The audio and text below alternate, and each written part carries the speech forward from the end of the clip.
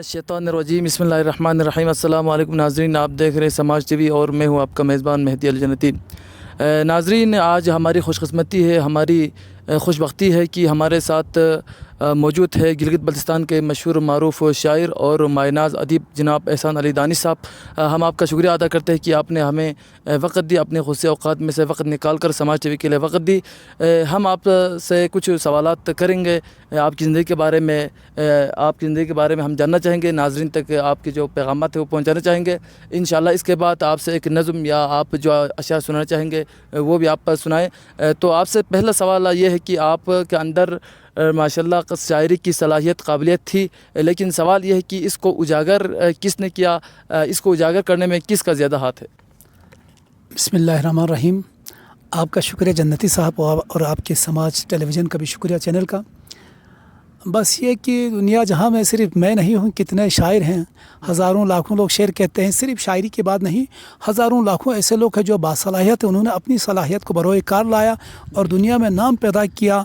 जैसे मिसाल के तौर पर मलिक रियाज साहब की मैं बात करता हूँ कि वो भी 1970 से 80 की दहाई तक वो आम आदमी था। वो पता नहीं लोगों की मजदूरी करता था, रंग रोगन करता था, तारकोल का काम करता था, मगर उसके अंदर उसको मालूम है कि मेरे अंदर ये सलाहियत है, इसको मैंने बाहर निकालना है, उजागर करना है। वो उसने काम करना शुरू किया। तो कितने लोग हैं जो अपने लिए एक घर नहीं बना सकते, मगर उसने कितने शहर बनाए हैं।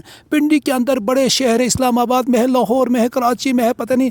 आप जाकर उसके शहर में देखें तो ख़ुद एक बहुत बड़ा आलिशान शहर है जिसके अंदर सारी शहर के अंदर सहूलियात होती है, वो मौजूद है। तो गोया आप हर आदमी अपने अंदर झांकें कि मैं किस काम के लिए अल्लाह ताला ने मुझे पैदा किया है, और अगर उसको ये मालूम हो जाए कि मैं इस काम के लिए पैदा मुझे किया गया है और उस पर काम करना शुरू करे, तो वो दुनिया में बड़ा नाम पैदा कर सकता है, वो आगे बढ़ सकता है। हमारी तो ऐसे ही बस मजाक वाली बात है। हमसे बेहतर शायरी करने वाले लोग हैं, हमसे शानदार अदीब मौजूद है, इसी बल्तिस्तान में लोग मौजूद हैं। तो भाई ये थोड़ी सी सलाहियत अंदर थी। मैंने बचपन में अव्वल अदना में शायरी पढ़ी थी, मैंने नसर नहीं पढ़ी थी और मुझे आज भी याद है। और इसके बाद थोड़ा सा आगे आने के बाद शायद 9th में 10th में वो अंदर जो बीज लगा था वो थोड़ा सा वो पौधा बनने लगा था। फिर मैंने शेर कहना शुरू किया। फिर मैं कराची गया। कराची में मैंने मुख्तलिफ़ वरक़ों के पीछे जो शेर लिखे हुए थे, बस उनके अंदर जो अशआर लिखे हुए थे उनको मैंने लिखना शुरू किया डायरी के अंदर। वो नोट करते करते ना जहन के अंदर शेर पढ़ पढ़ कर सांचे बन गए थे। यानी अब मैं नसर को अंदर डालता हूँ, लफ्ज़ों को अंदर डालकर सांचे में बराबर होने के बाद जब बाहर अल्फाज निकलते हैं तो वो शेर बनकर निकलते हैं। मैंने अल्लामा इक़बाल को मंजूम करके बाहर पेश किया है। इक़बाल की शायरी बल्ती में मंजूम है।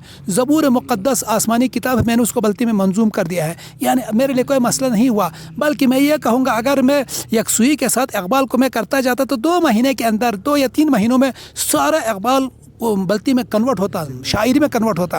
मैंने फुल स्टॉप लगा दिया कि बहुत क्या है, बस ठीक है। तो ये आपके अंदर भी आप झांक कर देखें कि आप इस काम के लिए आपके अल्लाह ताला ने आपको पैदा किया, आपके अंदर कौन सी रमक है, कौन सी चमक है।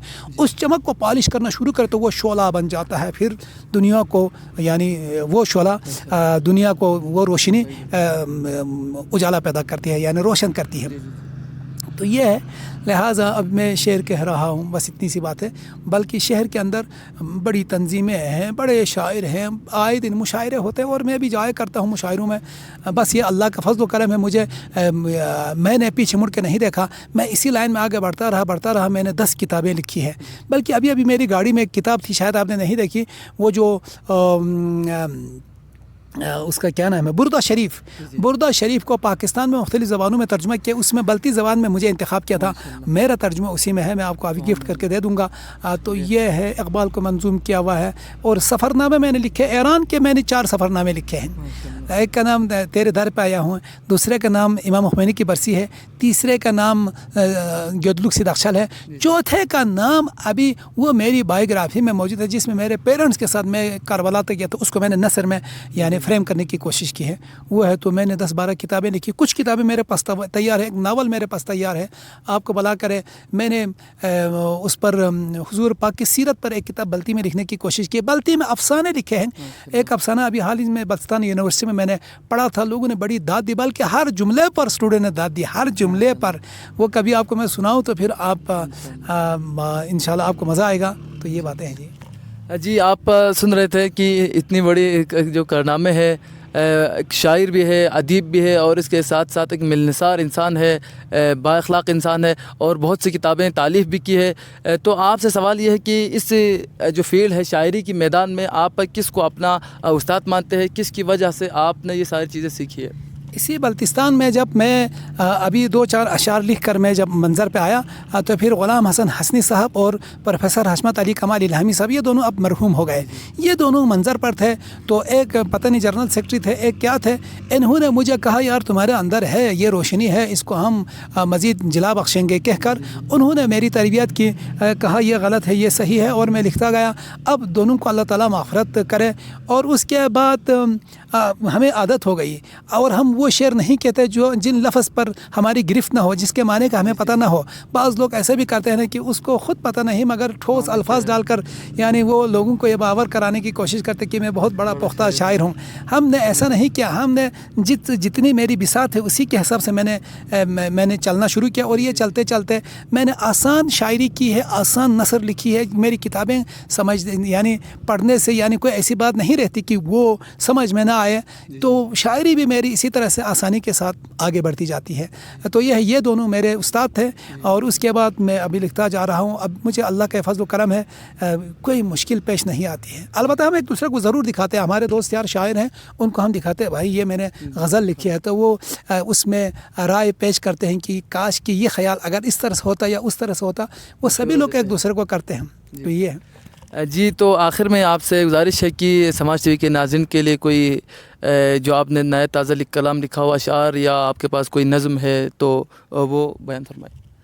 یہ اس کا مطلب یہ ہے، اگر تازہ مجھے کہنا چاہے تو میں ادھر سے ڈھونڈ کے نکالوں گا کہ تازہ میں نے کیا لکھا ہے۔ تو آپ کو میں بتا دوں تازہ بھی میں نے لکھا ہوا ہے حال ہی میں، تو ایک سیکنڈ یہ آ گیا دیکھو، اور اس میں یہ تازہ ہے، تازہ بلکہ کل جمعۃ الوداع، ابھی روزے سے ہیں، کل جمعۃ الوداع ہوا، اور لوگوں نے یعنی عیدگاہوں میں، خانقاہوں میں، مساجد میں بڑے اجتماعات ہو گئے بلتستان میں، اور پورے پاکستان میں اجتماعات ہو گئے۔ تو ایسے میں نے بہت پہلے میری کتاب ہے ایک، اس کتاب کا نام ہے ساحل مراد کے نام سے شعری مجموعہ ہے، شکستہ نام میری شعری مجموعہ کا نام ہے، ساحل مراد میری شعری مجموعہ کا نام ہے۔ ساحل مراد میں ایک نظم تھی، اور یوم القدس کے حوالے سے وہ میں نے نظم لکھی تھی، اب یہ آزاد نظم ہے، آپ سنتے جائیں۔ میں نے کیا نظم لکھی تھی کہ ایک فلسطین کی ایک زخمی لڑکی کی پکار، ایک زخمی لڑکی کی پکار، یہ دیکھیں کہ ابھی بھی کچھ نہیں بگڑا تماشا دیکھنے والوں،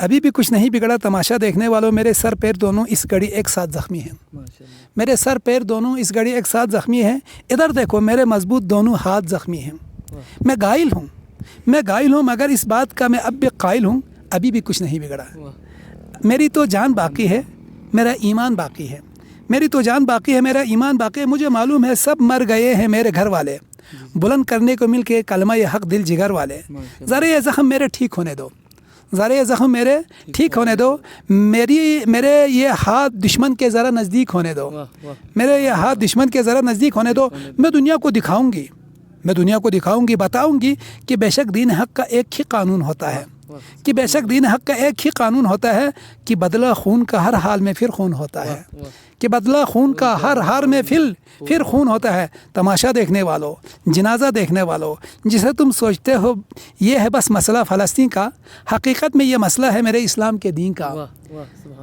حقیقت میں یہ مسئلہ ہے میرے اسلام کے دین کا، میری تو جان باقی ہے میرا ایمان باقی ہے، میں اپنی جان لٹاؤں گی، میں ہر خونی کا دیکھو خون بہاؤں گی، بتاؤں گی دکھاؤں گی، کسی کا خون بہانے سے، کسی کو مار دینے سے، کسی کا گھر اجڑنے سے کسی پر کیا گزرتا ہے، ابھی بھی کچھ نہیں گزرا، ابھی بھی کچھ نہیں بگڑا، میری تو جان باقی ہے میرا ایمان باقی ہے۔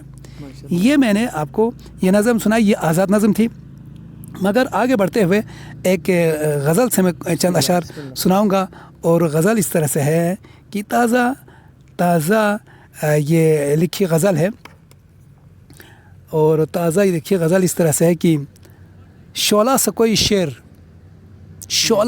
شعر نکل جائے تو جائے، شعلہ سے کوئی شعر نکل جائے تو جائے، خاشاک اسی شعر سے جل جائے تو جائے، خاشاک اسی شعر سے جل جائے تو جائے، پیشانی ہے احساس مروت پہ کسی کی، پیشانی ہے احساس مروت پہ کسی کی، बल आए तो आए कोई बल जाए तो जाए, वाह, सुभान बल आए तो आए कोई बल जाए तो जाए, जैसा था मैं वैसा हूँ ज़माने से मेरी जान, वाह, जैसा था मैं वैसा हूँ ज़माने से मेरी जान, जैसा था मैं वैसा हूँ ज़माने से मेरी जान, लम्हों में अगर कोई बदल जाए तो जाए, लम्हों में अगर कोई बदल जाए तो जाए, रोकूंगा उसे आज की शब भर के लिए बस, रोकूंगा उसे आज की शब भर के लिए बस, बेशक वो मुझे छोड़ के कल जाए तो जाए, बेशक मुझे छोड़ के कल जाए तो जाए, हो जाए किसी और मौजों में मोहब्बत की उतारी है बसत शौक़,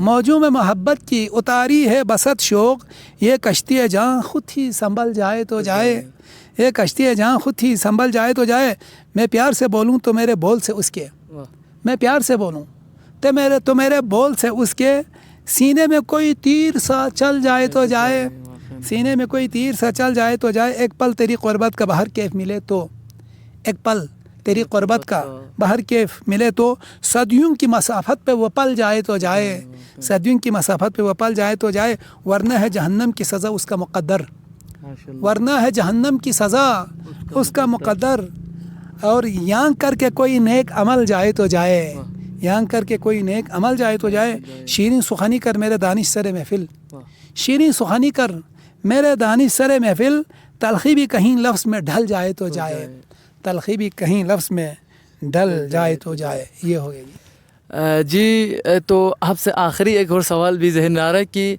आपने तकरीबन 40-50 साल तक शेर लिखे हैं और अभी भी लिख रहे हैं, तो आप किस शेर को, बहुत से मरासी आपने लिखे हैं, गज़ल लिखे हैं, नज़्म लिखे हैं और इस्लाह माशरा पे लिखे हैं, तो कौन सा शेर आप इन सब पर जो 50 सालों में आपने, 40 सालों में आपने लिखे हैं, उनमें से किस को आप ज़्यादा अहमियत देते हैं और कौन सा अपने लिए नजात का ज़रिया समझते हैं, कौन किस शेर को?